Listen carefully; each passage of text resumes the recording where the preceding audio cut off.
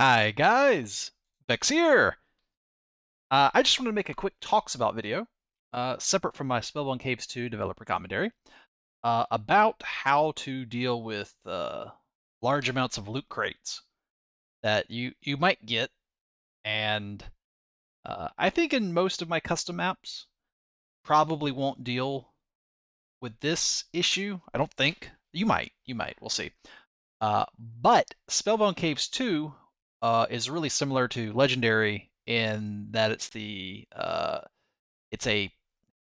I classify them as playground maps where I'm really generous with the loot, and I was thinking about the best way to manage it, and I realized that I had basically forgotten a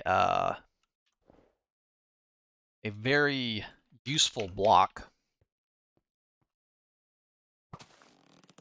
Now, if you wouldn't mind moving out of the way so that the people at home can check this out. And the block is the uh, FTB Quest Loot Crate Opener. Um, and it's really easy to craft. It's a pickaxe, some wood, and the quest book that you get for free. But if you need to craft another one, it's literally just a book and a piece of stone. So very, very, very cheap to make this. And it does exactly what it says. It is a block that, when fed loot crates, just opens them. And then you can output it to a hopper. And I've already opened some of the early loot crates. Basically, my last escapade, I realized I had a bunch of tokens saved up.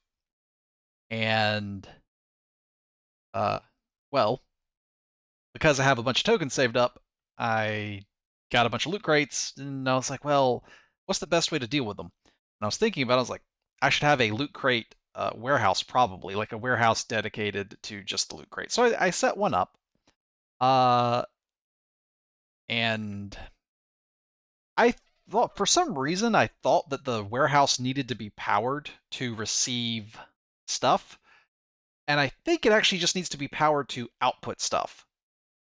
This is a warehouse interface block, and these are crafted warehouse. The interface block is a chest with a piece of paper and some wood. Uh, the interface block lets the warehouse interact with other blocks.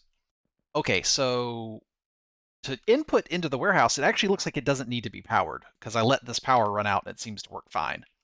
But I believe if you wanted to put a hopper under one of these and output from the warehouse, I think it does. I think it does need to be powered, and you power the warehouse from the bottom of the control block, like this setup. That's a torque distributor, and that's just a Stirling engine or whatever power source you might want to have. Okay, you can just be there. All right, you really want to be in the video? Fine, you can be in the video. Horticulturist Vanzipdav. She really wants to show off her thigh-high leggings. Okay, so just turn this hopper on and let the flow start. And basically, I have the loot crate opener is up there. And this was just I started with this setup, and there were chests here and hoppers here, just for me to like look at all the loot easier. And then I was like, wait, what if I just use the loot crate opener and pipe it into a warehouse? And so you can see the loot's going into the warehouse and it's collecting in here. Oh wait, or is it? It is. Is it? Oh, maybe it. Oh, okay.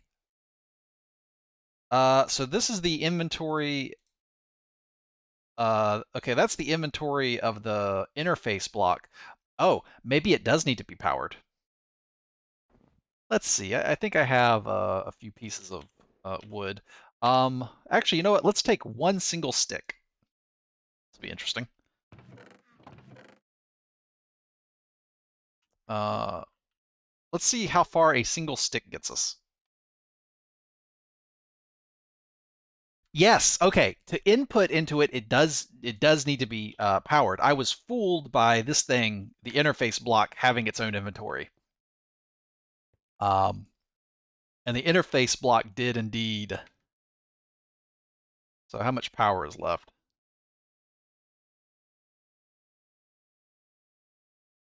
So how many items does a single stick store?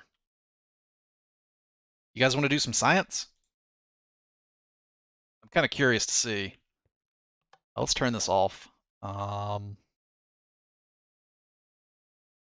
and clear this out.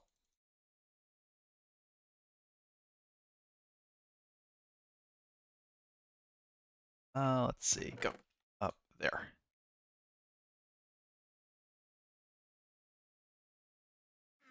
I've got a slime ball too. Come on, go in there. All right. No, don't give me that.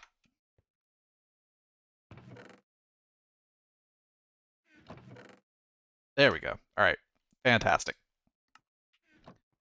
So completely empty. A single stick.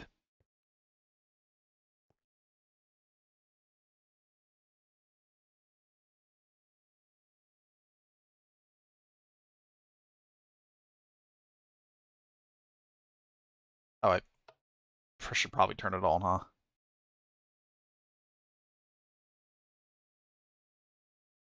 All right, so basically the energy, it's actually, this torque block is actually storing, if you look in the bottom left of the screen, the text is hard to see, but it's in the 800s right now and dropping down to 800, 700s, 600s.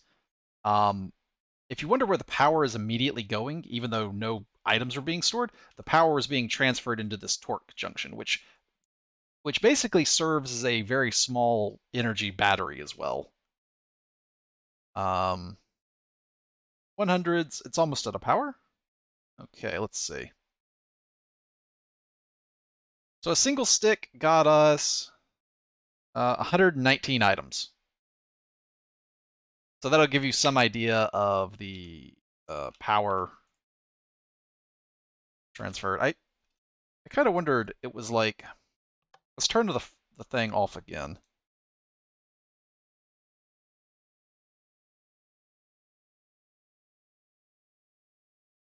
Okay, yeah,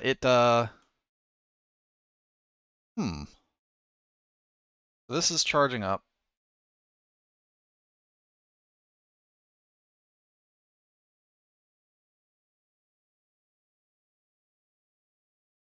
Oh, this can store way more than I thought. How much can this junction store? 2,000. So now the junction is full, and um the only energy being lost now is the natural drain of the system, which is noticeable but tiny. Um, all right. So from 155, well, that's neat. All right, anyway, let's just throw that in there, and my single stack of planks will provide ridiculous amounts of power for the system. I don't even know if I need a hopper, man. Like, how much am I going to transfer? Control block, powered, interface block, hopper ducts. These are hopper ducts. For completeness sake, let's take the stick out, and the hopper ducts are placed best with where is it? There it is. The hopper ducts can be rotated with the stick if you need to rotate them to get them to face the right direction. If you place them fresh, if you just had air blocks here, you would take the hopper ducts and place them starting from the destination going to the source, and then they'll be oriented the right way. But if not, you can always just flip them with a stick. The torque junction is rotated with these hammers from Ancient Warfare, not to be confused with the hammers from Spartan weaponry. Um, but you can toggle the direction of the torque. And it basically, when you do this, the direction you're facing, the block matters. So if I face it this way, I'll be rotating around like this as it rotates. And if I face this way, I will be rotating around like that. Does that make sense? I hope so. You can see this colored piece here, this darker color piece, represents a marker for you to like figure out what direction it's going.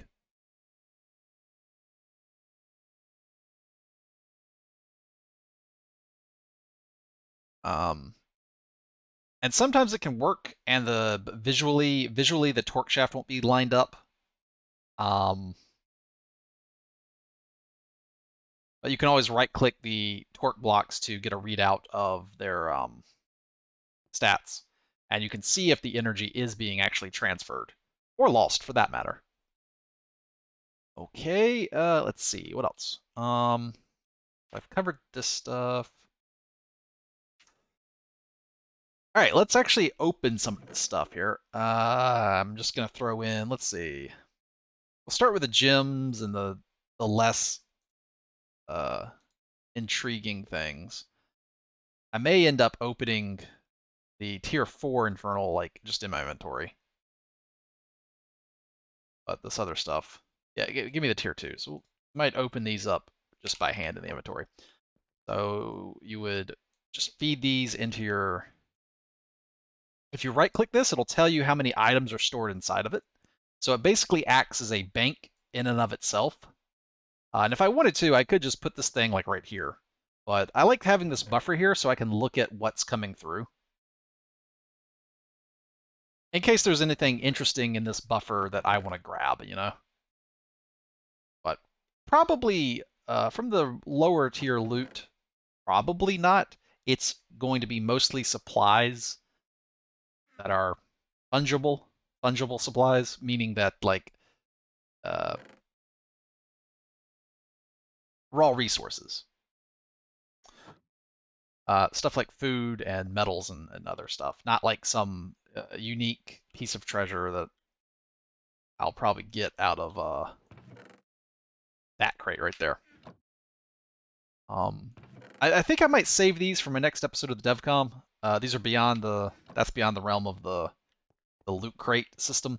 But I wanted to make a video specifically showing how you can automate the loot crates and not have to worry with your inventory junking up or anything like that. I probably should have done this way sooner, and I just kind of brain farted and forgot that this loot crate opening block exists. But yeah, so eventually, how are we doing on fuel? Fine. I suspect this one stack will.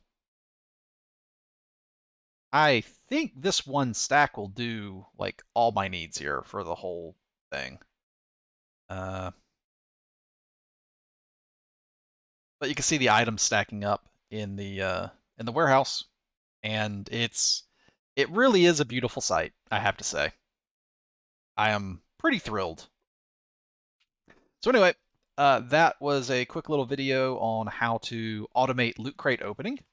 And yeah, thank you guys very much for watching, and I'll see you next video. Till then, as always, take it easy.